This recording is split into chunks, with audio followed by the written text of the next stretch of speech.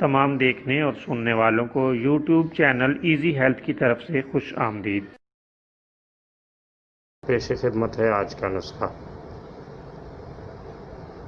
2 یا 3 gram sonnet کا powder لے لیں اور تھوڑا سا بھونا ہوا زیرہ اور ذائقے کے مطابق سیندا نمک پیس کر دونوں وقت کھانے کے بعد ٹھنڈے پانی کے ساتھ استعمال کریں۔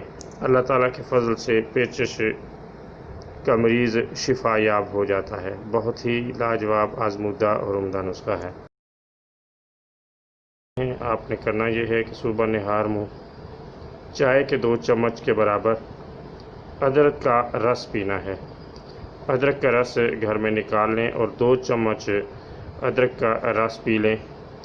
اللہ تعالیٰ کے فضل سے 2-3 بار استعمال کے بعد ہی پیچش بند ہو جائیں گے۔